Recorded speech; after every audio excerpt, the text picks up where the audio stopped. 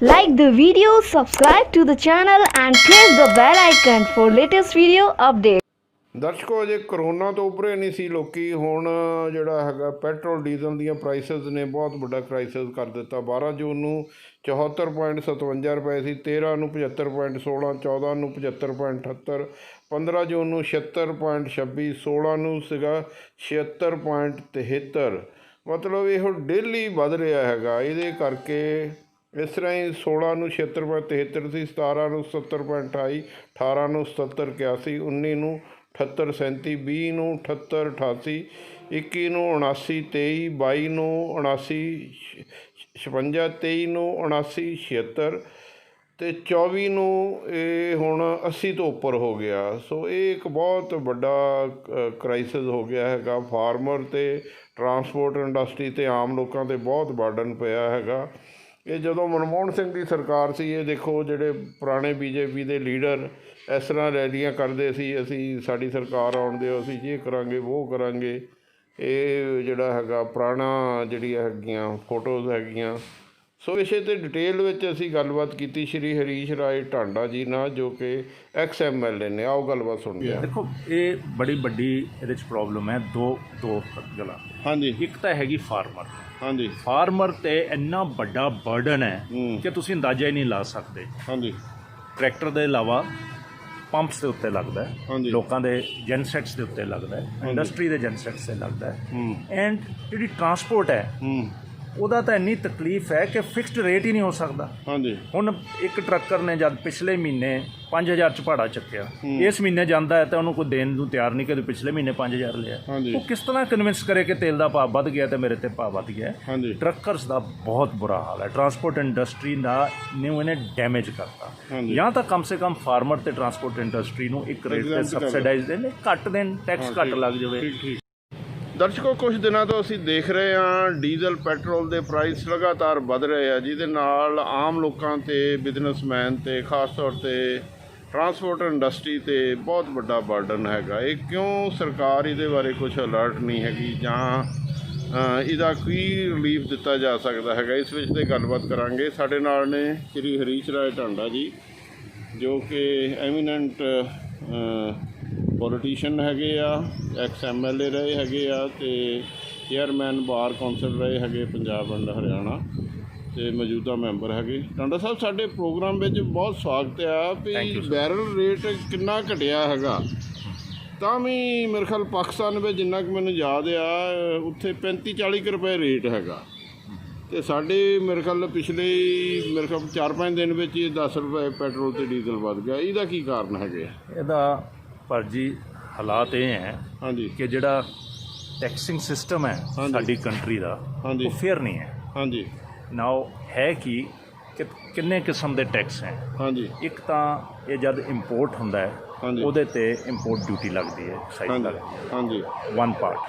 ਫਿਰ second part ਲੱਗਦਾ ਹੈ, ਇਹਦੇ ਉੱਤੇ ਕੰਟਰੀ ਦਾ ਅਦਰਵਾਈਜ਼ ਟੈਕਸ ਲੱਗਦੇ ਹੈ। ਫਿਰ ਸਟੇਟਸ ਜਾਂਦਾ ਹੈ ਤਾਂ ਸਟੇਟਸ ਇਹਦੇ 'ਤੇ ਵੈਟ ਲਗਾਉਂਦੀ ਹੈ। ਨਾਓ ਹੁਣ ਇਹਨੂੰ ਜੇ ਫਿਕਸਡ ਲਗਾ ਲੈਣ ਤਾਂ ਫਿਕਸਡ ਲੱਗਣ ਤਾਂ ਲੋਕਾਂ 'ਤੇ ਭਾਰ ਨਹੀਂ ਪਊਗਾ। ਹਾਂਜੀ, ਫਿਕਸਡ ਇਨ ਦੀ ਸੈਂਸ ਕਿ ਪਰ ਬੈਰਲ ਕਿੰਨਾ ਟੈਕਸ ਹੈ, ਹਾਂਜੀ, ਜਾਂ ਪਰ ਲੀਟਰ ਕਿੰਨਾ ਟੈਕਸ ਹੈ। ਹਾਂਜੀ, ਪਰ ਇਹ ਕਰਦੇ ਕੀ ਹੈ, ਇਹ ਐਡ ਵਲੋਰਮ ਟੈਕਸ ਲਗਾਉਂਦੇ ਹੈ। ਹਾਂਜੀ, ad valorem means percentage on the sale rate. ਅੱਛਾ ਜੀ। Percentage on the purchase rate ਜਦ ਇੰਪੋਰਟ ਹੁੰਦਾ ਹੈ। ਹਾਂਜੀ, ਉਹਦੇ ਨਾਲ ਕੀ ਹੁੰਦਾ ਹੈ ਕਿ ਜਦ ਵੀ ਵਰਲਡ ਪ੍ਰਾਈਸਿਸ ਵੱਧਦੀਆਂ ਆਇਲ ਦੀਆਂ, ਵਧਣ ਦੇ ਨਾਲ ਟੈਕਸ ਵੀ ਇਕੁਅਲ ਪ੍ਰਪੋਰਸ਼ਨ 'ਚ ਵੱਧ ਜਾਂਦਾ ਹੈ। ਓ ਅੱਛਾ, that is a very sad affair. ਹੁਣ ਜੇ ਤੁਸੀਂ ਵੈਟ ਲਗਾਉਣਾ, ਮੰਨ ਲਓ ਵੈਟ ਲਗਾਉਣਾ ਹੈ, ਤੁਸੀਂ ਵੈਟ ਪੈਟਰੋਲ ਤੇ ਡੀਜ਼ਲ ਤੇ ਪਰ ਲੀਟਰ ਲਗਾ ਲਓ, 4 ਰੁਪਏ ਲੀਟਰ ਲਗਾਉਣਾ, 2 ਰੁਪਏ ਲੀਟਰ ਲਗਾਉਣਾ। ਬਟ ਜਦ ਤੁਸੀਂ ਉਹਨੂੰ ਪਰਸੈਂਟੇਜ 'ਚ ਲਾਉਂਦੇ ਹੋ ਤਾਂ ਜਦ ਰੇਟ ਵੱਧਦਾ ਤਾਂ ਟੈਕਸ ਵੀ ਵੱਧ ਜਾਂਦਾ ਹੈ, ਅਤੇ ਸਰਕਾਰਾਂ ਮਚਲੀਆਂ ਕਿਉਂਕਿ ਸਰਕਾਰਾਂ ਦੇ ਟੈਕਸ ਵੱਧ ਜਾਂਦੇ ਹੈ। ਇਹ ਅਨਫੇਅਰ ਪ੍ਰੈਕਟਿਸ ਚੱਲੀ ਜਾਂਦੀ ਹੈ।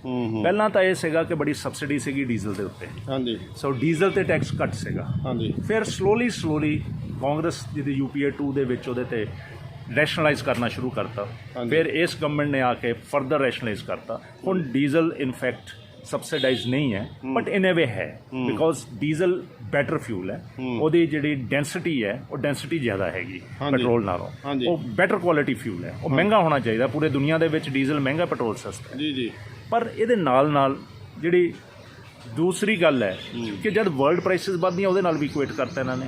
ਹੁਣ ਵਰਲਡ ਵੱਧਦੀ ਹੈ ਤੇ ਵੱਧ ਜਾਂਦਾ ਹੈ, ਘਟਦੀ ਹੈ ਤੇ ਘਟ ਜਾਂਦਾ ਹੈ, ਪਰ ਵੱਧਦੀ ਹੈ ਤਾਂ ਟੈਕਸ ਵੀ ਵੱਧ ਜਾਂਦਾ ਹੈ, ਉਹ ਕੰਮ ਗਲਤ ਹੈ। ਇਹਨਾਂ ਨੂੰ ਫਿਕਸ ਟੈਕਸ ਲਾਉਣਾ ਚਾਹੀਦਾ ਹੈ, ਐਡ ਵਲੋਰਮ ਟੈਕਸ ਨਹੀਂ ਲਾਉਣਾ ਚਾਹੀਦਾ। ਪਰ ਇਹਦਾ ਰਿਪਰਕਸ਼ਨ ਆ, ਤੁਸੀਂ ਦੇਖੋ ਕਿਸਾਨਾਂ ਨੂੰ ਅੱਜ ਕੱਲ੍ਹ ਕਾਫੀ ਡੀਜ਼ਲ ਦੀ ਲੋੜ ਹੈਗੀ ਆ, ਫਿਰ ਆ ਜਿਹੜੀ ਟਰਾਂਸਪੋਰਟ ਇੰਡਸਟਰੀ, ਟਰੱਕਰ ਦੇ ਆ, ਬੱਸਾਂ ਦੇ ਆ, ਜੇ ਉਹ ਕਰਕੇ ਢੋਆ ਢਵਾਈ, ਈਵਨ ਇੰਡਸਟਰੀ ਵਿੱਚ ਕਿੰਨਾ ਇਹ ਲੱਗਦਾ ਹੈਗਾ, ਉਹ ਤਾਂ ਫਿਰ ਪਿਸ ਜਾਣਗੇ। ਉਹਨਾਂ ਕੁ ਮਾਰਜਨ ਹੁੰਦਾ, ਉਹ ਸਾਰਾ ਇੱਧਰ ਨਿਕਲ ਗਿਆ। ਦੇਖੋ ਇਹ ਬੜੀ ਵੱਡੀ ਇਹਦੇ 'ਚ ਪ੍ਰੋਬਲਮ ਹੈ, ਦੋ ਗੱਲਾਂ। ਹਾਂਜੀ, ਇੱਕ ਤਾਂ ਹੈਗੀ ਫਾਰਮਰ।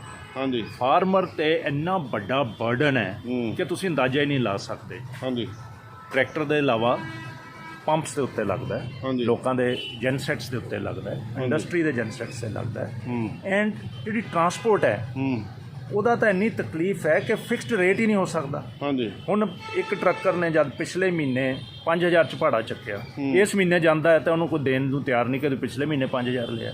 ਉਹ ਕਿਸ ਤਰ੍ਹਾਂ ਕਨਵਿੰਸ ਕਰੇ ਕਿ ਤੇਲ ਦਾ ਭਾਅ ਵੱਧ ਗਿਆ ਤੇ ਮੇਰੇ ਤੇ ਭਾਅ ਵੱਧ ਗਿਆ।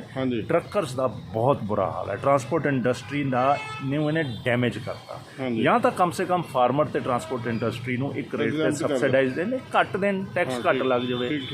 ਪਰ ਗਵਰਨਮੈਂਟ ਦੀ ਵੀ ਇਹੀ ਹੈ। ਹੁਣ ਗਵਰਨਮੈਂਟ ਦੇ ਹਾਲਾਤ ਇਹ ਹੈ ਕਿ ਇਸ ਵਾਰ ਟੈਕਸ ਘੱਟ ਹੈ ਤਾਂ ਗਵਰਨਮੈਂਟ ਵਾਂਟਸ ਕਿ ਟੈਕਸ ਹੋਰ ਵੱਧ ਜਾਵੇ। ਉਸ ਤਾਂ ਜਦ ਘਟਿਆ ਬਾਹਰਲਾ ਉਦੋਂ ਘਟਾਇਆ ਵੀ ਨਹੀਂ, ਲੋਕੀ ਰੌਲਾ ਵੀ ਪਾਉਂਦੇ ਸੀ।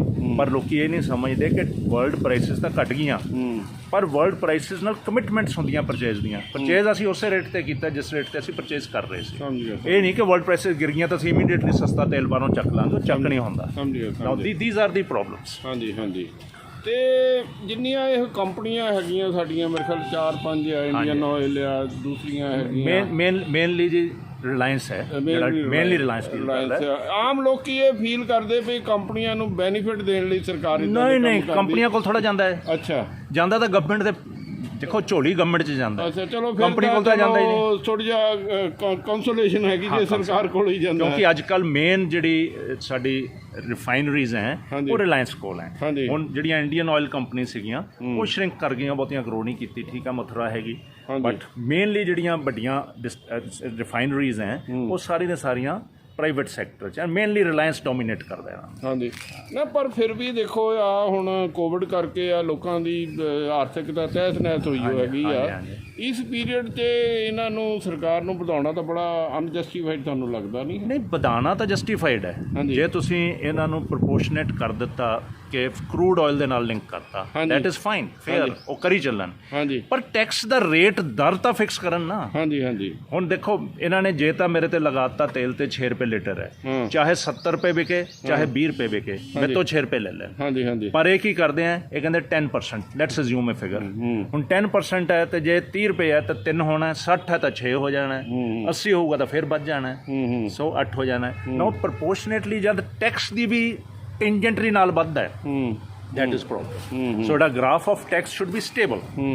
ਇਹ ਗ੍ਰਾਫ ਪ੍ਰਾਈਸ ਦੇ ਨਾਲ ਜਿੰਨੀ ਪ੍ਰਾਈਸ ਵੱਧਦੀ ਹੈ ਉਹਨਾਂ ਟੈਕਸ ਵੱਧ ਜਾਂਦਾ ਹੈ, ਇਹਨੂੰ ਰੋਕਣਾ ਚਾਹੀਦਾ ਹੈ। ਇਹ unfair on the part of taxing system.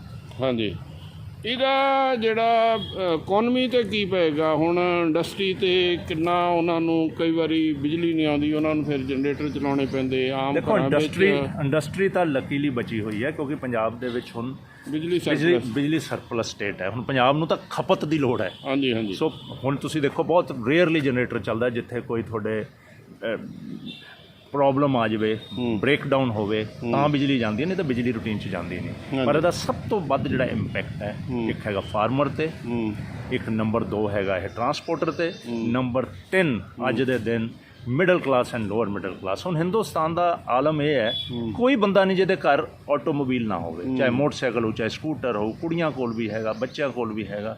ਹੁਣ ਲੋਕਾਂ ਨੂੰ ਇਹ ਚੁੱਭਦਾ ਹੈ। ਕੰਪੋਨੈਂਟ ਆਫ ਪ੍ਰਾਈਸ ਆਫ ਜਿਹੜੀ ਹੈ ਪੈਟਰੋਲ ਤੇ ਡੀਜ਼ਲ ਦੀ, ਇਹ ਹੁਣ ਪਿੰਚ ਕਰਨ ਲੱਗ ਗਈ ਹੈ, ਦੈਟ ਇਜ਼ ਬੈਡ। ਹਾਂਜੀ, ਹਾਂਜੀ।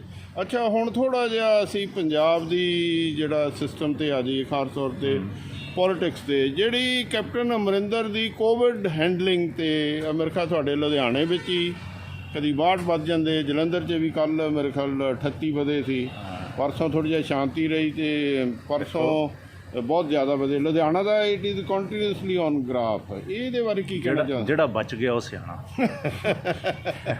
ਪਹਿਲਾਂ ਕੇਜਰੀਵਾਲ ਜੀ ਬਹੁਤ ਸਿਆਣੇ ਸੀ, ਹਾਂਜੀ, ਰੋਜ਼ ਟੀਵੀ ਤੇ ਬੋਲਦੇ ਸੀ ਕਿ 3 ਟਾਈਮਸ ਹੈ, ਤੇ ਜਦ ਉੱਥੇ ਸਪਾਈਕ ਹੋਇਆ ਤਾਂ ਉਹੀ ਕੇਜਰੀਵਾਲ ਜੀ ਦੇ ਪਾਵੇ ਖੜਕਦੇ ਨਜ਼ਰ ਆਏ। ਤੇ ਹੁਣ ਕੈਪਟਨ ਸਾਹਿਬ ਬੜੀ ਮੁੱਛਾਂ ਨੂੰ ਤੌ ਦਿੰਦੇ ਆ, ਐਕਸਪਲੇਨ ਕਰਦੇ ਆ, ਤੇ ਪ੍ਰਾਈਮ ਮਿਨਿਸਟਰ ਸਾਹਿਬ ਨੇ ਵੀ ਪੈਟ ਕੀਤਾ ਕੈਪਟਨ ਸਾਹਿਬ ਨੂੰ ਕਿ ਤੁਸੀਂ ਬੜਾ ਪੰਜਾਬ ਦਾ ਮਾਡਲ ਠੀਕ ਹੈ। ਕਰ ਸਾਰੇ ਹੀ ਰਹੇ। ਹਾਂਜੀ, ਜਿਹੜਾ ਬੈਸਟ ਸਿਸਟਮ ਮੈਨੇਜ ਕੀਤਾ ਉਹ ਕੇਰਲਾ ਨੇ ਕੀਤਾ। ਹਾਂਜੀ, credit must go to Kerala. Kerala ਨੇ ਕਿਉਂ ਕੀਤਾ ਕਿ ਕੇਰਲਾ 'ਚ 2 ਸਾਲ ਪਹਿਲਾਂ ਵਾਇਰਸ ਆ ਕੇ ਛੁੱਟਿਆ ਸੀ ਉਹ ਬੈਟਸ ਤੋਂ। ਓਹੋ, ਅੱਛਾ ਅੱਛਾ। ਉਹ ਜਦ ਉਹ ਵਾਇਰਸ ਤੋਂ ਉਹਨਾਂ ਨੂੰ ਨੋ-ਹੋ ਸੀ ਕਿ ਵਾਇਰਸ ਫੈਲਦਾ ਕਿਵੇਂ। ਓਹੋ, ਅੱਛਾ so they had already a knowledge of ਦਿਸ।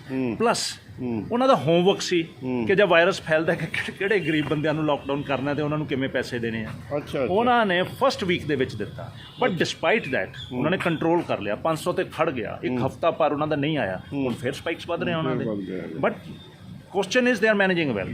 ਪੰਜਾਬ ਨੇ ਤਾਂ ਇੰਨੀ ਨਲੈਕੀ ਕੀਤੀ ਹੈ, ਜਿਹੜਾ ਰਾਸ਼ਨ ਖਾ ਗਏ। I will no hesitation, ration distribute ਨਹੀਂ ਹੋਇਆ। ਇਹ ਮੇਰੇ ਕੋਲ ਤਾਂ ਇਹੋ ਜਿਹੀਆਂ ਰਿਪੋਰਟਸ ਹੈ ਰਾਸ਼ਨ ਦੀਆਂ।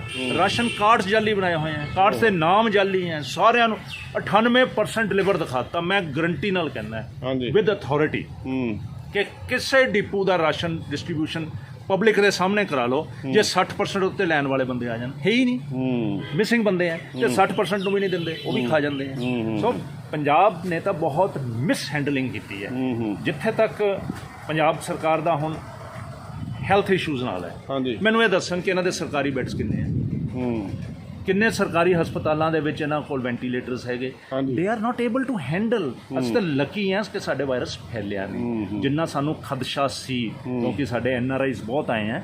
ਲੱਕੀਲੀ ਵਾਇਰਸ ਨਹੀਂ ਫੈਲਿਆ। ਪਰ ਅਜੇ ਵੀ it is still graph is rising. We can't say ਅੱਛਾ, you can't blame the governments for that. ਅੱਛਾ, ਪੂਰੇ ਹਿੰਦੁਸਤਾਨ ਨੂੰ ਰਿਅਲਾਈਜ਼ ਕਰਨਾ ਪਊਗਾ ਕਿ ਅਸੀਂ ਹੈਲਥ ਸਰਵਿਸਿਜ਼, ਹੈਲਥ ਸਿਸਟਮਸ ਬੜੇ ਵੀਕ ਰੱਖੇ ਹੋਏ ਹਨ, ਸਾਡੇ ਏਜੰਡੇ ਤੇ ਨਹੀਂ ਹੈ। ਅਮਰੀਕਾ ਵਰਗੀਆਂ ਕੰਟਰੀਜ਼, ਇਟਲੀ ਵਰਗੀ ਕੰਟਰੀਜ਼, ਇੰਗਲੈਂਡ ਵਰਗੀ ਕੰਟਰੀ, ਜਰਮਨੀ ਵਰਗੀ ਕੰਟਰੀ, ਫਰਾਂਸ ਵਰਗੀ ਕੰਟਰੀਜ਼, ਉਹਨਾਂ ਨੂੰ ਮਹਿਸੂਸ ਹੋਣ ਲੱਗ ਗਿਆ ਕਿ ਉਹਨਾਂ ਦੇ ਵੀ ਸਿਸਟਮਸ ਹੈ ਜਿਹੜੇ ਇਨੈਪਟ ਹੈ, ਇੰਨੇ ਜਿੰਨੇ ਹੋਣੇ ਚਾਹੀਦੇ ਉਹਨੇ ਨਹੀਂ ਹੈ। ਹਿੰਦੁਸਤਾਨ ਤੱਕ ਕਿਤੇ ਵੀ ਨਹੀਂ। ਪਾਕਿਸਤਾਨ 'ਚੋਂ ਕਹਿੰਦੇ ਆ ਪਾਕਿਸਤਾਨ ਦਾ ਪਤਾ ਹੀ ਨਹੀਂ ਕਿੰਨੇ ਮਰ ਗਏ, ਉਹਨਾਂ ਕੋਲ ਤਾਂ ਕਾਊਂਟਿੰਗ ਹੀ ਹੈ ਨਹੀਂ। ਉਹ ਤਾਂ ਪਾਕਿਸਤਾਨ ਦੇ ਸਾਡੇ ਨਾਲੋਂ ਬਹੁਤ ਮਾੜਾ ਮੰਤਰੀ ਖੁਦ ਐਡਮਿਟ ਕਰਦੇ ਸੀ ਵੀ ਜਿਹੜਾ ਸਾਡਾ ਗਰੀਬ ਦੇਸ਼ ਆ, ਅਸੀਂ ਲੋਕਡਾਊਨ ਨਹੀਂ ਲਾ ਸਕਦੇ, ਨਹੀਂ ਤਾਂ ਗਰੀਬ ਲੋਕੀ ਭੁੱਖ ਨਾਲ ਹੀ ਮਰ ਜਾਣਗੇ। ਗਰੀਬ ਕੇ ਜੀ ਉਹਨਾਂ ਦਾ ਸਿਸਟਮ ਹੀ ਹੈ ਨਹੀਂ। ਉਹਨਾਂ ਦੇ ਨਾ ਇਨਕਮ ਟੈਕਸ ਦੀ ਕਮਾਈ ਹੈ, ਨਾ ਐਕਸਾਈਜ਼ ਦੀ ਕਮਾਈ ਹੈ। ਆਈ ਡੂ ਨਾਟ ਨੋ ਉਹ ਕੰਟਰੀ ਸਰਵਾਈਵ ਕਿਵੇਂ ਕਰਦਾ ਹੈ। ਉਹ ਕੰਟਰੀ ਦੇ ਵਿੱਚ ਜਿੱਥੇ 75% ਲੋਕਾਂ ਕੋਲ ਪੋਰਟੇਬਲ ਵਾਟਰ ਹੀ ਨਹੀਂ ਹੈ। ਹਾਂਜੀ, ਹੈਪੇਟਾਈਟਸ ਉਹਨਾਂ ਦੇ ਅੱਧੀ ਤੋਂ ਵੱਧ ਪੋਪੂਲੇਸ਼ਨ ਸ਼ਿਕਾਰ ਹੈ ਉਹਦੀ। ਟਾਈਫਾਈਡ ਉਹਨਾਂ ਦੇ ਨਿੱਤ ਹੁੰਦਾ ਹੈ। ਸੋ ਪਾਕਿਸਤਾਨ ਨੂੰ ਤਾਂ ਕੰਪੇਅਰ ਹੀ ਨਾ ਕਰੀਏ, ਹੁਣ ਤਾਂ ਛੱਡੀਏ, ਬਟ ਇੰਡੀਆ ਨੂੰ ਵੀ ਹੁਣ ਅਹਿਸਾਸ ਹੋਊਗਾ। ਦੇਖੋ ਮਹਾਰਾਸ਼ਟਰ ਦੀ ਵਰਗੀ ਸਿਟੀ, ਉਹ ਕਿੰਨੇ ਜ਼ਿਆਦਾ ਕਰੰਬਲ ਕਰ ਗਿਆ ਉਹਨਾਂ ਦਾ ਸਿਸਟਮ। ਹੁਣ ਦਿੱਲੀ ਦੇ ਵਿੱਚ ਕਿੰਨੇ ਹਸਪੀਟਲਸ ਹੈ, ਗਵਰਨਮੈਂਟ ਆਫ ਇੰਡੀਆ ਦੇ ਹਸਪੀਟਲਸ ਹੈ, ਈਵਨ UT ਦੇ ਹਸਪੀਟਲਸ ਬਹੁਤ ਆ। ਤੁਸੀਂ ਚੰਡੀਗੜ੍ਹ ਹੀ ਲੈ ਲਓ, ਚੰਡੀਗੜ੍ਹ 'ਚ ਕਿੰਨੇ ਹਸਪੀਟਲਸ ਹੈ, PGI ਹੈ, sector 32 the, sector 16 the, they are multiple hospitals. ਇਹਦਾ ਹੱਲ ਕੀ ਹੈ? ਇਹਨੂੰ ਫਿਰ ਲੋਕਡਾਊਨ ਲਾਉਣਾ ਪਏਗਾ ਕਿ ਜਾਂ ਅੱਛਾ, ਲੋਕਡਾਊਨ ਦਾ ਤਾਂ ਪਰਪਸ ਅਚੀਵ ਹੋ ਗਿਆ, ਖਤਮ ਹੋ ਗਿਆ। ਅੱਛਾ, ਲੋਕਡਾਊਨ ਤਾਂ ਇਹ ਸੀ ਕਿ ਇਮੀਡੀਏਟਲੀ ਸਪਾਈਕ ਨਾ ਆਵੇ ਤੇ ਅਸੀਂ ਹੈਲਥ ਸਿਸਟਮਸ ਕ੍ਰੀਏਟ ਕਰ ਲਈਏ। ਸਮਝ ਗਏ। PP ਕਿਟ ਨਹੀਂ ਸੀ, ਉਹ ਹੋ ਗਏ। ਤੁਹਾਡੇ ਕੋਲ ਮਾਸਕ ਨਹੀਂ ਸੀ, ਉਹ ਹੋ ਗਏ। ਤੁਹਾਡੇ ਕੋਲ ਹਸਪੀਟਲ ਬੈੱਡਸ ਨਹੀਂ ਸੀ, ਉਹ ਹੋ ਗਏ। ਕਿੱਥੇ ਕਰਨੇ ਹਸਪੀਟਲ ਬੈੱਡ? ਇਹ ਤਾਂ ਲੱਕੀਆਂ ਸੀ ਕਿ ਹਸਪੀਟਲ ਇਕੁਇਪਮੈਂਟਸ ਜ਼ਿਆਦਾ ਨਹੀਂ ਚਾਹੀਦੀਆਂ। ਇੰਡੀਆ ਜਿਹੜਾ ਸਪਾਈਕ ਆਇਆ ਹੈ ਉਹ ਇੰਨਾ ਡੇਂਜਰਸ ਨਹੀਂ ਹੈ। ਉਹਦਾ ਜਿਹੜੀ ਵੇਰੀਐਂਟ ਹੈ ਉਹ ਵੁਹਾਨ ਵਰਗਾ ਹੈਗਾ, ਇੱਕ ਹੋਰ ਹੈ A5 ਹੈ, ਉਹ ਇੰਨੇ ਡੇਂਜਰਸ ਨਹੀਂ ਹੈ। ਬਟ 1% ਨੂੰ ਵੀ ਵੈਂਟੀਲੇਟਰ ਦੇਣ ਲਈ ਨਹੀਂ ਸੀ। ਵੈਂਟੀਲੇਟਰ ਕ੍ਰੀਏਟ ਹੋ ਗਏ, ਉਹ ਲੋਕਡਾਊਨ ਨਾਲ ਕੀਤੇ। ਸਾਡੇ ਕੋਲ ਆਕਸੀਜਨ ਦੀ ਫੈਸਿਲਿਟੀ ਨਹੀਂ ਸੀ, ਉਹ ਹੋ ਗਈ। ਸਾਡੇ ਕੋਲ ਕੁਆਰੰਟਾਈਨ ਕਰਨ ਲਈ ਫੈਸਿਲਿਟੀ ਨਹੀਂ ਸੀ, ਅਸੀਂ ਉਹ ਕਰ ਲਈ, ਕਿਤੇ ਸਕੂਲਾਂ 'ਚ ਕਰ ਲਏ, ਕਿਤੇ ਹਸਪੀਟਲ 'ਚ ਕਰ ਲਏ। ਨਾਓ ਲੋਕਡਾਊਨ ਤਾਂ ਹੋਣਾ ਹੀ ਨਹੀਂ। ਹੁਣ ਇਹ ਵਾਇਰਸ ਇਹੋ ਜਿਹਾ ਹੈ, ਇਹਨੇ ਮਨੋਹਰ ਜੀ ਹਰੇਕ ਨੂੰ ਹੱਥ ਲਾਣਾ। ਜੇ ਕੋਈ ਕਹੇ ਨਾ ਮੈਂ ਬਚਿਆ ਰਹਿ ਜਾਊਂ, ਨਾ। ਕੁਐਸਚਨ ਇਹ ਹੈ ਕਿ ਬਚਣਾ ਤਾਂ ਹੈ, ਤਰੀਕਾ ਦੱਸੋ, ਕਿੰਨਾ ਕੁ ਫਾਰਮੂਲਾ ਕੋਈ ਦੱਸੋ ਸਾਡੇ ਦਰਸ਼ਕਾਂ ਨੂੰ। ਤਰੀਕਾ ਤਾਂ ਇਹੀ ਹੈ ਕਿ ਜਿਹੜੇ ਸੀਨੀਅਰ ਸਿਟੀਜ਼ਨ ਆ ਉਹ ਬਚੋ, ਜਿਨ੍ਹਾਂ ਨੂੰ ਹੋਰ ਬਿਮਾਰੀਆਂ, ਤੁਸੀਂ ਤਾਂ ਬਿਲਕੁਲ ਬਚੋ, ਘਰੋਂ ਨਾ ਨਿਕਲੋ। ਹਾਂ, ਠੀਕ ਹੈ। ਜਿਹੜੇ ਯੰਗਸਟਰਸ ਹੈਗੇ, ਤੁਸੀਂ ਸਫਾਈ ਇੰਨੀ ਰੱਖੋ ਕਿ ਬੇਮਤਲਬ ਇੱਕ ਦੂਜੇ ਨਾਲ ਕੰਟੈਕਟ ਹੋ ਕੇ ਨਾ ਫੈਲੇ। ਬੇਮਤਲਬ ਉਹਦੀ ਅਵੋਇਡੈਂਸ ਹੈ, ਪਰ ਲੋਕੀ ਨਹੀਂ ਕਰਦੇ ਹਿੰਦੁਸਤਾਨ 'ਚ। ਹੁਣ ਪਹਿਲਾਂ ਖੌਫ ਸੀ, ਹੁਣ ਖੌਫ ਉੱਡ ਗਿਆ। ਹੁਣ ਜਿਹਨੂੰ ਦੇਖੋ ਉਹੀ ਨਾਲ ਲੱਗਿਆ ਫਿਰਦਾ, ਮੂੰਹ ਨਾਲ ਮੂੰਹ ਲਾਈ ਫਿਰਦਾ, ਹੱਥ ਨਾਲ ਹੱਥ ਮਿਲਾਈ ਫਿਰਦਾ। ਕੱਲ ਇਹਨੇ ਅਮਰਿੰਦਰ ਗਵਰਨਮੈਂਟ ਨੇ ਹੋਟਲ ਰੈਸਟੋਰੈਂਟ ਖੋਲ੍ਹਣੇ ਪੈਣੇ। ਯੂ ਨਹੀਂ, ਕਾਂਟ ਉਹ ਬਲੇਮ ਦੀ ਤਾਂ ਫਿਰ ਗਵਰਨਮੈਂਟ। ਵੱਧ ਜਾਏਗਾ ਕੰਮ। ਵੱਧ ਜਾਵੇ ਜੀ, ਹੋ ਜਾਵੇ। You can't blame the government. ਹਾਂਜੀ ਹਾਂਜੀ। ਗਵਰਨਮੈਂਟ ਨੇ ਖੋਲ੍ਹਣੇ ਸੀ ਐਂਡ ਪੰਜਾਬ ਦਾ ਇੰਸੀਡੈਂਸ ਘੱਟ ਹੈ, ਖੋਲ੍ਹਣ ਦੇਣਾ ਚਾਹੀਦਾ ਹੈ। ਕਿੰਨਾ ਕੁ ਫੈਲੂਗਾ? ਫੈਲ ਕੇ ਆਖਰ ਥੱਲੇ ਆਊਗਾ। ਅਲਟੀਮੇਟਲੀ ਜਦ ਥੱਲੇ ਆਊਗਾ ਫੇਰ ਹੀ ਰੁਕਣਾ ਇਹ, ਜਾਂ ਸਾਡੀ ਇਹਦੀ ਵੈਕਸੀਨ ਲੱਭੂਗੀ ਤਾਂ ਰੁਕਣਾ, ਨਹੀਂ ਤਾਂ ਰੁਕ ਨਹੀਂ ਸਕਦਾ। World you Kant stop. ਜੇ ਸਟਾਪ ਕਰ ਦੋਗੇ ਵਰਲਡ ਨੂੰ ਤਾਂ ਭੁੱਖ ਨਾਲ ਬੰਦੇ ਵੱਧ ਮਰ ਜਾਣਗੇ।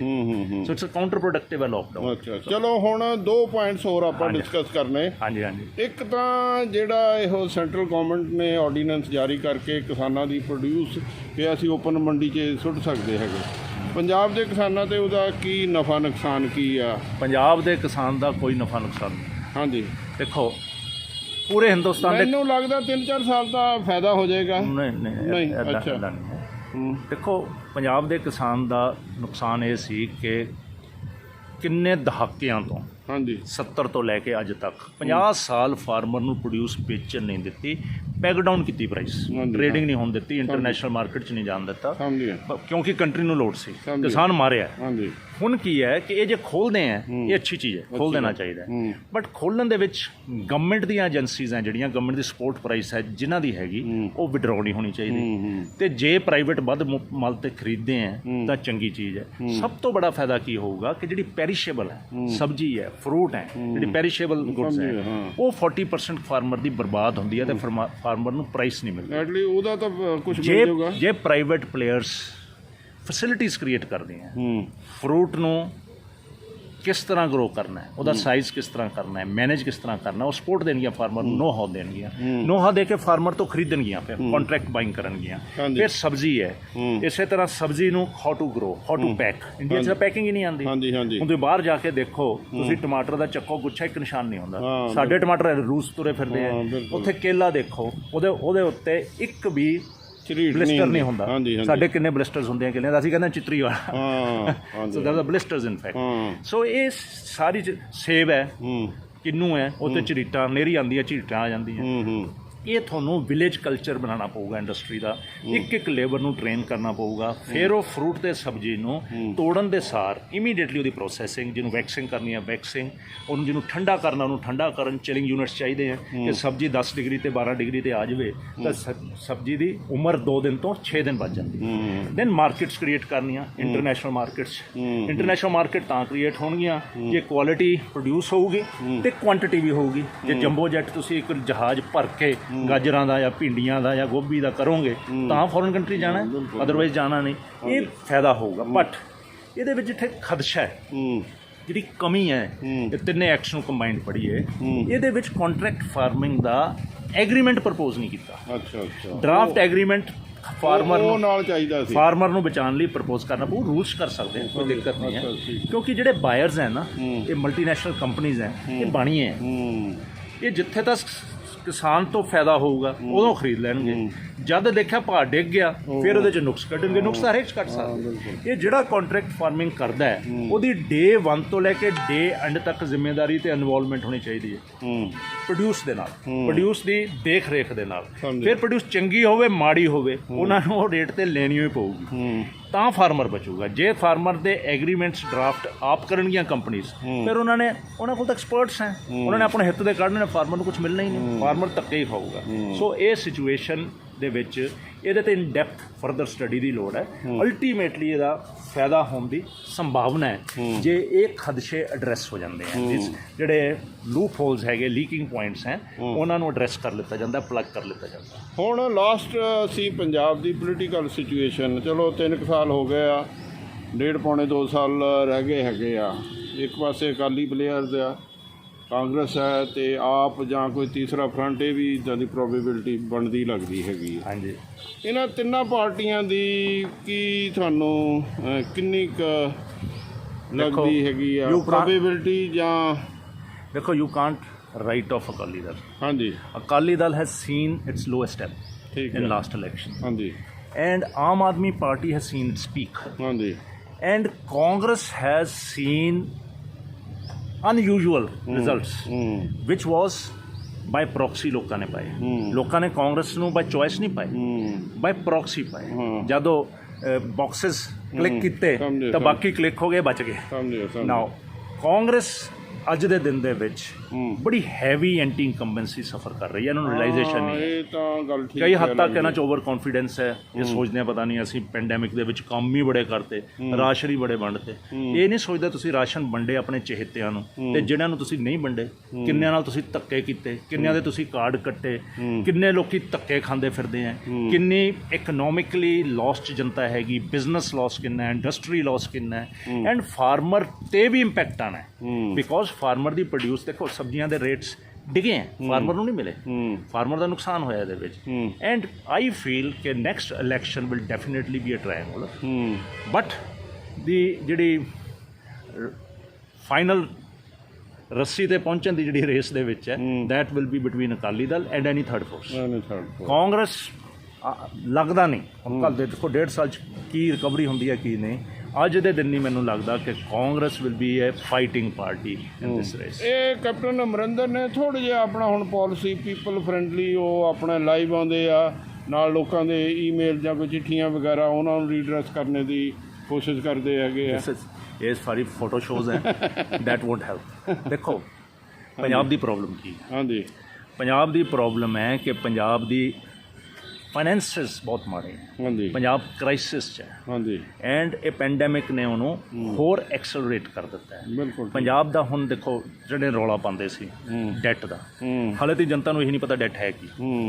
That is a government policy, government policy ਦੇ ਵਿੱਚ ਸਮਾਲ ਸੇਵਿੰਗਸ ਲੈ ਕੇ ਉਹ ਡੈਟ ਬਾਈ ਫੋਰਸ ਸਟੇਟਸ ਨੂੰ ਦਿੱਤਾ ਜਾਂਦਾ। ਦੈਟ ਇਜ਼ ਏ ਪੋਲਿਸੀ ਵਿਚ ਵੀ adopted in mid 75 madam Indira Gandhi ji ਦੇ ਟਾਈਮ। ਹਾਂਜੀ, ਹੁਣ ਗਵਰਨਮੈਂਟ ਆਫ ਇੰਡੀਆ ਵੀ ਲੈਂਦੀ ਹੈ, ਗਵਰਨਮੈਂਟ ਆਫ ਇੰਡੀਆ ਦਾ ਵੀ ਡੈਟ ਐਡਾ ਭਾਰਾ ਹੈ। ਹੁਣ ਪੰਜਾਬ 2.5 ਲੱਖ ਕਰੋੜ ਤੇ ਤਾਂ ਪਹੁੰਚ ਗਿਆ, ਹੁਣ ਇਹ ਰੋਕ ਲਿਆ, ਇਹ ਸਲਿਡ ਨਹੀਂ ਰੁਕ ਸਕਦੀ। ਠੀਕ ਹੈ ਕੁਛ ਮੈਨੇਜਮੈਂਟ ਹੋਈ ਹੈ, ਕਿਉਂਕਿ ਮੈਨੇਜਮੈਂਟ ਇਸ ਲਈ ਨਹੀਂ ਹੋਈ ਕਿ ਡੈਟ ਨੂੰ ਰੋਕਣਾ ਚਾਹੁੰਦੇ ਆ, ਮੈਨੇਜਮੈਂਟ ਇਸ ਲਈ ਹੋਈ ਕਿ ਗਵਰਨਮੈਂਟ ਆਫ ਇੰਡੀਆ ਦਾ ਡੰਡਾ ਹੈ ਕਿ you have to bring GPD ਤੇ ਜਿਹੜੀ ਪੰਜਾਬ ਦੀ ਗ੍ਰੋਸ ਪ੍ਰੋਡਕਟ ਹੈ ਉਹਦੇ ਤੁਸੀਂ 3.5% ਤੇ ਲੈ ਕੇ ਆਉਣਾ ਡੈਟ ਨੂੰ, ਉੱਤੇ ਨਹੀਂ ਜਾਣ ਦੇਣਾ। So that are the fiscal compulsions. And government of India ਦਾ ਵੀ ਡੰਡਾ ਕਿਉਂ ਹੈ? ਗਵਰਨਮੈਂਟ ਦਾ ਵਰਲਡ ਬੈਂਕ ਦਾ ਡੰਡਾ, ਅਸੀਂ ਉਹਨਾਂ ਦੇ ਜਵਾਬਦੇਹੀ ਹਾਂ। ਐਂਡ ਜੇ ਫਿਸਕਲ ਮੈਨੇਜਮੈਂਟ ਅੱਛੀ ਨਹੀਂ ਕਰਨਗੇ, ਕਰਪਸ਼ਨ ਰੈਡੀਕੇਟ ਨਹੀਂ ਕਰਨਗੇ, ਦੇਖੋ ਸ਼ਰੇਆਮ ਤਾਂ ਤੁਸੀਂ ਫਾਈਨੈਂਸਿਸ ਕਰਪਸ਼ਨ ਕੀਤੀ ਹੈ, ਸ਼ਰੇਆਮ ਪੋਲੀਟੀਸ਼ੀਅਨਸ ਨੇ ਵੇਚੇ ਹੈ ਸ਼ਰਾਬ। ਹੁਣ ਐਵੇਂ ਕੀ ਆ ਪਖੰਡ ਜਿਹਾ ਕਰੀ ਜਾਂਦੇ ਜੀ, ਮੈਂ ਕਮੇਟੀ ਬਿਠਾਤੀ ਫਲਾਨਾ ਬੁਲਾਤੀ, ਉਹ ਮੈਂ ਚੋਰ ਨੂੰ ਕਹਿ ਦਿੱਤਾ ਕਿ ਤੂੰ ਲੱਭ ਚੋਰੀ ਕੌਣ ਕਰ ਗਿਆ। ਸੋ ਇਹਦੇ 'ਤੇ ਪਲੈਨਿੰਗ ਕਰਨੀ ਪੈਣੀ ਹੈ। ਮਾਈਨਿੰਗ 'ਤੇ ਵੀ ਇਹਨਾਂ ਨੇ ਡਾਕੇ ਹੀ ਮਾਰੇ ਆ ਪੰਜਾਬ ਦੀ ਮਾਈਨਿੰਗ, ਜਿੰਨੀਆਂ ਐਲੀਗੇਸ਼ਨਸ ਲਾਉਂਦੇ ਸੀਗੇ ਅੱਗੇ ਪ੍ਰੀਵੀਅਸ ਗਵਰਨਮੈਂਟ ਦੇ ਉੱਤੇ। What you have done? ਕੁਛ ਨਹੀਂ ਹੋਇਆ। You have proved to be far most breeder of corruption. ਤੁਸੀਂ ਇੰਨੀ ਬਰੀਡ ਕਰ ਦਿੱਤੀ ਕਰਪਸ਼ਨ, ਜਿਵੇਂ ਕਿ ਸਾਰੇ ਟਿੱਡੀ ਦਲ ਫੈਲਦਾ ਐ ਫੈਲਾਤਾ ਤੁਸੀਂ। ਅਬ ਕਿਆ ਦੱਸਾਂ ਤੁਹਾਨੂੰ, ਸ਼ਰਮਨਾਕ ਗੱਲ ਹੈ। ਸਬਜ਼ੀ ਵਾਲੇ ਆ ਪੈਂਡੈਮਿਕ 'ਚ ਵੇਚਣ ਵਾਲਿਆਂ ਤੋਂ ਪੈਸੇ ਇਕੱਠੇ ਗਏ, ਪੋਲੀਟੀਸ਼ੀਅਨਸ ਦੇ ਬਟੋਰੇ ਹਰੇਕ ਤੋਂ। ਇਹਨਾਂ ਨੇ ਇੰਡਸਟਰੀ ਖੋਲ੍ਹਣ ਲਈ ਪੈਸੇ ਲਏ, ਆਪਣੇ ਚਹੇਤਿਆਂ ਨੂੰ ਇੰਡਸਟਰੀ ਖੁਲਾਈ ਹੈ ਤੇ ਦੂਜੇ ਖੋਲ੍ਹਣ ਨਹੀਂ ਦਿੱਤੀ। ਕੀ ਇਹ ਬਿਲੀਵ ਕਰਦੇ ਆ ਕਿ they will become popular after this?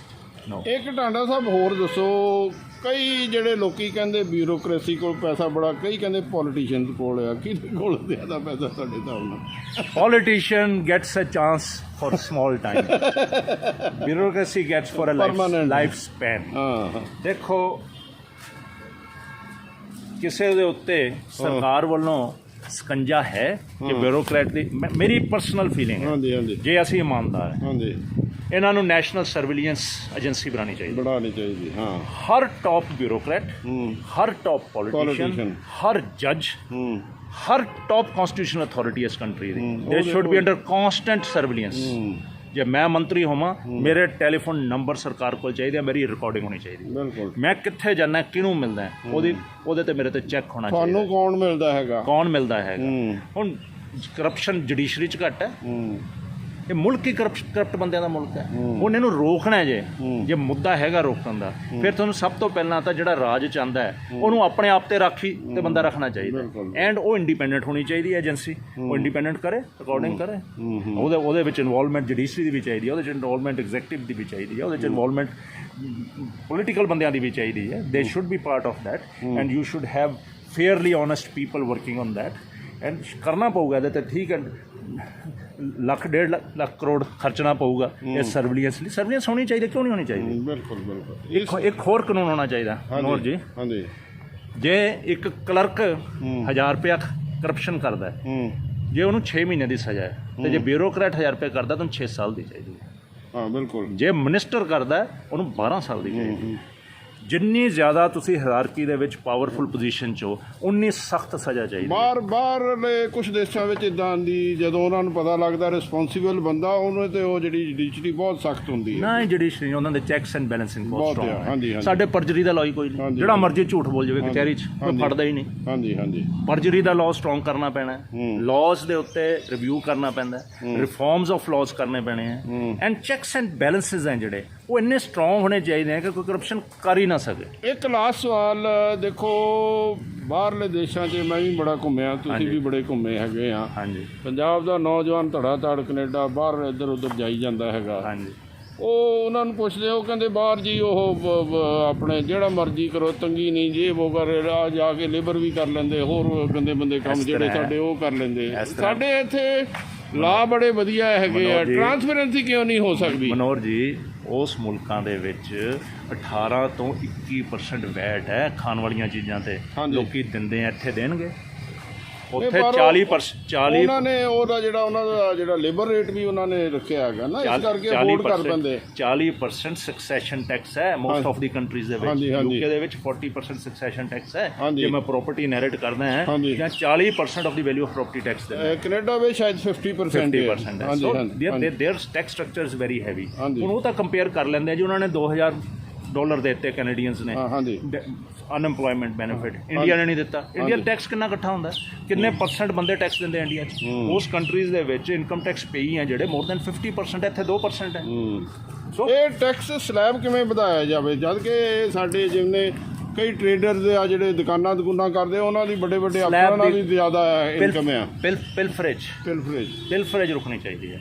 And tax ਇਹੋ ਜਿਹਾ ਹੋਣਾ ਚਾਹੀਦਾ ਹੈ, ਜਿਵੇਂ ਚਨੱਕਿਆ ਨੇ ਕਿਹਾ ਸੀ ਕਿ ਟੈਕਸ ਇਹੋ ਜਿਹਾ ਚਾਹੀਦਾ ਹੈ ਜਿਵੇਂ ਮਧੂਮੱਖੀ ਹੈ, ਹਰ ਫੁੱਲ 'ਤੇ ਜਾਂਦੀ ਹੈ, ਹਰ ਫੁੱਲ 'ਚੋਂ ਸ਼ਹਿਦ ਕੱਢ ਲੈਂਦੀ ਹੈ, ਨਾ ਫੁੱਲ ਨੂੰ ਪਤਾ ਲੱਗਦਾ ਅਤੇ ਉਹਦਾ ਕੰਮ ਹੋ ਜਾਂਦਾ, ਉਹ ਸ਼ਹਿਦ ਇਕੱਠਾ ਕਰ ਲੈਂਦੇ।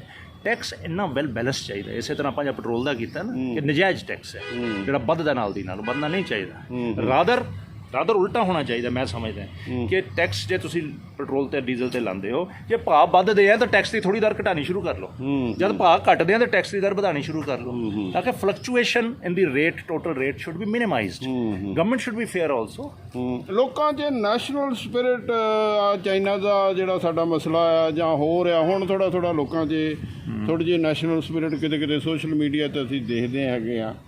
ਲੋਕੀ ਦੇਖੋ, ਇਹ ਮੁਲਕ ਕੌਮ ਇੱਕੋ ਜਿਹੀ ਹੁੰਦੀ। ਹਾਂਜੀ। ਪੈਸੇ ਖਾਣ ਲੱਗੇ ਕੋਈ ਨੈਸ਼ਨਲ ਸਪਿਰਿਟ ਕੋਈ ਨਹੀਂ ਦੇਖਦਾ। ਹਾਂ, ਦੈਨ ਆਪਣੀ ਸਪਿਰਿਟ ਹੈ। ਕਿੰਨੇ ਕੁ ਬੰਦੇ ਹਿੰਦੁਸਤਾਨ ਜਿਹੜੇ ਕਿ ਮੈਂ ਕਰਪਸ਼ਨ ਨਹੀਂ ਕਰਦਾ। ਨਵੀਂ ਜਨਰੇਸ਼ਨ 'ਚ ਕੁਝ ਬੰਦੇ ਆ ਰਹੇ ਹੈ, ਇਸੇ ਕਰਕੇ ਹੁਣ ਨਵੀਂ ਜਨਰੇਸ਼ਨ ਦੇ ਜਿਹੜੇ ਟੌਪ ਇੰਟੈਲੀਜੈਂਟ ਬੱਚੇ ਹੈ, ਉਹਨਾਂ ਨੇ ਸਰਵਿਸਿਜ਼ 'ਚ ਜਾਣਾ ਬੰਦ ਕਰ ਦਿੱਤਾ। ਉਹ ਪ੍ਰਾਈਵੇਟ ਜੌਬਸ 'ਚ ਜਾ ਕੇ ਰਾਜੀ ਆ। ਉਹ ਕਹਿੰਦੇ ਲੱਖਾਂ ਕਰੋੜਾਂ ਰੁਪਏ ਕਮਾਉਂਦੇ ਆ। ਉਹ ਕਹਿੰਦੇ ਲੱਖਾਂ ਕਰੋੜਾਂ ਕਮਾਉਂਦੇ ਆ ਤੇ ਗ੍ਰੇਸਫੁਲੀ ਕਮਾਉਂਦੇ ਆ, ਅਸੀਂ ਕਿਉਂ ਕਰਪਸ਼ਨ ਕਰੀਏ ਨਾ। ਉਹ ਇਹ ਕਰਪਸ਼ਨ ਦਾ ਜਿਹੜਾ ਮੁੱਦਾ ਹੈਗਾ, ਇਸ ਨੂੰ ਰੋਕਣਾ, ਚੋਰੀ ਕਰਦੇ ਨੂੰ ਫੜਨਾ ਬਹੁਤ ਔਖਾ ਹੈ। ਇਹ ਚੋਰੀ ਹੋਵੇ ਨਾ, ਉਹ ਇੰਪੋਰਟੈਂਟ ਹੈ। ਲਾਅ ਇਹ ਜਿਹੇ ਹੋਣੇ ਚਾਹੀਦੇ ਕਿ ਚੋਰੀ ਨਾ ਹੋਵੇ। ਤੁਸੀਂ ਹੁਣ ਤਾਂ ਇੰਨਾ ਦੇਖੋ ਕਿੰਨਾ ਮਾੜਾ ਹਾਲ ਹੈ, ਪੂਰੇ ਪੰਜਾਬ 'ਚ ਸੁਵਿਧਾ ਸੈਂਟਰਸ ਬਣਾਤੇ। ਕਿੱਥੇ ਜਾਂਦਾ ਪੈਸਾ ਸੁਵਿਧਾ ਸੈਂਟਰ? ਉਹ ਕਾਊਂਟੇਬਲ ਹੀ ਨਹੀਂ, ਨਾ ਬਜਟ 'ਚ ਆਉਂਦਾ, ਨਾ ਟ੍ਰੇਰੀ 'ਚ ਜਾਂਦਾ। ਉਹ ਕਿੱਥੇ ਜਾਂਦਾ? ਪੁੱਛੋ, ਲੈ ਲਓ। ਉਹ ਪ੍ਰਾਈਵੇਟ ਫੰਡਸ ਬਣ ਗਏ ਬਿਊਰੋਕਰੈਟਸ ਦੇ। ਇਹ ਬਹੁਤ ਵੱਡੀ ਪ੍ਰੋਬਲਮ ਹੈ। ਇਹਨੂੰ ਕਿਸੇ ਨੇ ਰਿਅਲਾਈਜ਼ ਨਹੀਂ ਕੀਤਾ। ਇਹ ਰਿਅਲਾਈਜ਼ ਕਰਨਗੇ ਕਿਸੇ ਟਾਈਮ, ਪਤਾ ਲੱਗੂਗਾ। ਕਾਰਪੋਰੇਸ਼ਨਸ ਹੈ, ਕਾਰਪੋਰੇਸ਼ਨ ਦੀ ਆਡੀਟਿੰਗ ਹੀ ਨਹੀਂ ਹੁੰਦੀ, ਬੈਲੈਂਸਿੰਗ ਨਹੀਂ ਹੁੰਦੀ, ਅਕਾਊਂਟ ਬੁੱਕਸ ਹੈ ਨਹੀਂ ਗਿਆ ਮਿਊਨਿਸਪਲ ਕਾਰਪੋਰੇਸ਼ਨ ਦੀਆਂ। 500 ਕਰੋੜ ਦੇ ਹੈਗੇ ਇਹਨਾਂ ਦੇ ਟਰਨਓਵਰਸ। ਨਹੀਂ, ਉਹ ਫਿਰ ਜਿਹੜਾ ਮਹਿਕਮਾ ਲੋਕਲ ਗਵਰਨਮੈਂਟ ਕਿਵੇਂ ਪਾਸ ਕਰਦਾ ਉਹਨਾਂ ਦਾ? ਹੈ ਹੀ ਨਹੀਂ। ਓਨਲੀ ਪ੍ਰੀ ਆਡਿਟ, ਨੋ ਪੋਸਟ ਆਡਿਟ। ਤੁਸੀਂ ਪੈਸੇ ਜਮ੍ਹਾਂ ਕਰਾ ਦਿਓ ਹਾਊਸ ਟੈਕਸ ਦੇ, ਪੋਸਟਿੰਗ ਹੀ ਨਹੀਂ ਹੁੰਦੀ। ਅਗਲੀ ਵਾਰ ਜਾਂਦੇ ਹੋ ਫਿਰ ਖੜੇ ਹੁੰਦੇ ਆ, ਕਹਿੰਦੇ ਲਿਆਓ ਜੀ ਪਰਚੀ ਦਿਖਾ ਦੋਗੇ ਪਰਚੀ, ਉਦੋਂ ਪੋਸਟਿੰਗ ਕਰ ਦੇਣਗੇ, ਨਹੀਂ ਤਾਂ ਗਿਆ ਕੰਮ। ਇੱਕ ਟਾਂਡਾ ਸਾਹਿਬ, ਲਾਸਟ ਸਵਾਲ ਤੁਹਾਡਾ ਨਿੱਜੀ ਲਾਈਫ 'ਤੇ। ਤੁਸੀਂ ਬੜੇ ਸੂਝਵਾਨ ਇਨਸਾਨ ਹੋ ਅਤੇ ਤੁਸੀਂ ਐਕਟਿਵ ਪੋਲੀਟਿਕਸ ਕਿਉਂ ਨਹੀਂ ਜੁਆਇਨ ਕਰਦੇ? ਕਰੋ ਕਿਤੇ ਥੋੜ੍ਹਾ ਬਹੁਤਾ। ਇੱਕ ਵਾਰ ਉੱਠਿਆ ਸੀ ਜਵਾਲਾ ਉੱਠਿਆ ਸੀ, ਚਲੇ ਗਿਆ। ਅੱਛਾ। ਇੱਧਰ ਮੈਂ ਫਾਈਲਾਂ ਸੁੱਟੀਆਂ ਤੇ ਉੱਧਰ ਮੈਂ ਜਿੱਤ ਗਿਆ। ਹੁਣ ਫਿਰ ਬਾਦਲ ਸਾਹਿਬ ਨੇ ਰਹਿਮਤ ਕੀਤੀ ਸੀਗੀ। ਅੱਛਾ। ਮੈਨੂੰ ਇੱਜ਼ਤ ਵੀ ਬਹੁਤ ਦਿੱਤੀ ਪਾਰਟੀ ਨੇ, ਪਰ ਉੱਥੇ ਮੇਰਾ ਯੋਗਦਾਨ ਹੀ ਕੁਛ ਨਹੀਂ ਸੀ। ਮੈਂ ਅੱਖਾਂ ਮੂਹਰੇ ਸਭ ਕੁਛ ਹੁੰਦਾ ਦੇਖੀ ਗਿਆ, ਜਿਹੜਾ ਜਰ ਨਹੀਂ ਸੀ ਹੁੰਦਾ। ਮੈਂ ਫਿਰ ਛੱਡ ਕੇ ਆ ਗਿਆ। ਹੁਣ ਫਿਰ ਉੱਠਦਾ ਕਦੇ ਨਾ ਕਦੇ। ਦੇਖੋ, ਦਿਲ ਕਰਦਾ ਕਿ ਕਦੇ ਜਾਈਏ। ਦੇਖੋ, ਤੁਹਾਨੂੰ ਪਰਮਾਤਮਾ ਜਦ ਦਿੰਦਾ ਨਾ ਅਥਾਰਟੀ, ਤੁਹਾਡੇ ਹੱਥ ਦੇ ਵਿੱਚ ਸ਼ਕਤੀ ਫੜਾਉਂਦਾ, ਤਾਂ ਵਰਚੁਅਲੀ ਪਰਮਾਤਮਾ ਆਪਣੀ ਤਾਕਤ ਤੁਹਾਨੂੰ ਸਾਂਭ ਦਿੰਦਾ ਉਹ ਤਾਕਤ ਤੁਸੀਂ ਵਰਤਣੀ ਹੁੰਦੀ ਹੈ ਜਨਹਿਤ ਲਈ, ਪਰ ਤੁਸੀਂ ਉਹ ਤਾਕਤ ਜਦ ਆਪਣੇ ਵੱਲ ਨੂੰ ਫੋੜਾ ਕਰ ਲੈਂਦੇ ਹੋ ਉਹ ਬਹੁਤ ਭੈੜੀ ਹੈ। ਨਹੀਂ ਮਿਨਿਸਟਰ ਸਾਰੇ ਸਹੁੰ ਖਾਂਦੇ ਆ, ਮੈਂ ਜੀ ਉਹ ਪ੍ਰੋਪਰ ਸਹੁੰ ਹੁੰਦੀ ਫਿਰ ਇਹ ਉਹ ਸਹੁੰ ਦੀ ਕੀ ਵੈਲੀ? ਪਹਿਲੀ ਸਹੁੰ ਤਾਂ ਅਸੀਂ ਐਫੀਡੇਵਿਟ ਦਿੰਦੇ ਆ ਕਿ ਖਰਚਾ ਇੰਨਾ ਕੀਤਾ, ਸਾਰੇ ਉਦੋਂ ਬਾਅਦ ਖਰਚਾ ਕਰਦੇ, ਝੂਠ ਤਾਂ ਪਹਿਲੇ ਦਿਨ ਬੋਲਦੇ 100% ਪੋਲੀਟੀਸ਼ੀਅਨ ਝੂਠ ਬੋਲਦਾ ਇੰਕਲੂਡਿੰਗ ਮੀ। ਹਾਂਜੀ ਮਤਲਬ ਤੁਸੀਂ ਲਾਅ ਇਹੋ ਜਿਹੇ ਬਣਾ ਦਿੰਦੇ ਹੋ ਜਿਹੜੇ ਰੈਸ਼ਨਲ ਨਹੀਂ ਹੈ, ਕੰਪੈਟੀਏਬਲ ਨਹੀਂ ਹੈ ਲਾਅ, ਜਿਹੜੇ ਰੀਅਲਿਸਟਿਕ ਨਹੀਂ ਹੈ ਲਾਅ। ਹੁਣ ਇਲੈਕਸ਼ਨਾਂ 'ਤੇ ਜਿੰਨੇ ਖਰਚੇ ਹੁੰਦੇ ਹੈ ਬਹੁਤ ਔਖਾ ਹੋ ਗਿਆ ਕੰਮ ਸਾਧਾਰਨ ਆਦਮੀ ਦਾ ਖਰਚੇ ਪੂਰੇ ਕਰਨੇ, ਕਿੱਥੋਂ ਕਰਨੇ? ਥੋੜ੍ਹਾ ਜਿਹਾ ਵਧਾ ਦੇਣੇ ਚਾਹੀਦੇ ਤੁਹਾਡੇ ਹਿਸਾਬ ਨਾਲ? ਵਧਾ ਦੇਣੇ ਕਿ ਜਾਂ ਤਾਂ ਸਿਸਟਮ ਇਹੋ ਜਿਹਾ ਬਣਾ ਦਿਓ ਖਰਚੇ ਦੀ ਲੋੜ ਹੀ ਨਾ ਪਵੇ, ਗਵਰਨਮੈਂਟ ਫੰਡਡ ਹੋਣੇ ਚਾਹੀਦੇ। ਜੇ ਤੁਸੀਂ ਪ੍ਰਾਈਵੇਟ ਹੋ ਫਿਰ ਯੂ ਕਾਂਟ ਸਟਾਪ, ਕਿੱਥੋਂ ਰੋਕੋਗੇ? ਸ਼ਰੇਆਮ ਲੋਕਾਂ ਨੂੰ ਲੁਭਾਉਣ ਵਾਲੇ ਕੰਮ ਕੀਤੇ ਜਾਂਦੇ ਹੈ, ਸਭ ਕਰਦੇ ਹੈ ਕਿ ਇੰਝ ਕਰੋ, ਸਾਰ ਦਾ ਨਾਰਕੋ ਐਨਾਲਿਸਿਸ ਟੈਸਟ ਕਰ ਲਓ, ਸਾਰੇ ਚੋਰ ਨਿਕਲਣਗੇ। ਚਲੋ ਖੈਰ ਆਪਾਂ ਆਸ ਕਰਦੇ ਹੈਗੇ ਆ, ਚਲੋ ਸਾਡਾ ਕੰਮ ਹੈ ਲੋਕਾਂ ਨੂੰ ਐਨਲਾਈਟਨ ਕਰਨਾ ਹੈਗਾ। ਤੁਸੀਂ ਟਾਂਡਾ ਸਾਹਿਬ ਸਾਡੇ ਨਾਲ ਗੱਲਬਾਤ ਕੀਤੀ, ਬਹੁਤ ਅੱਛਾ ਲੱਗਾ। ਮੈਨੂੰ ਉਮੀਦ ਹੈ ਵੀ ਤੁਹਾਡੀਆਂ ਗੱਲਾਂ ਤੋਂ ਲੋਕੀ ਪ੍ਰੇਰਿਤ ਹੋਣਗੇ। ਬਹੁਤ ਗੱਲਾਂ ਕਰਕੇ ਬਹੁਤ ਚੰਗਾ ਲੱਗਦਾ। ਬਹੁਤ ਮਿਹਰਬਾਨੀ, ਧੰਨਵਾਦ, ਥੈਂਕ ਯੂ।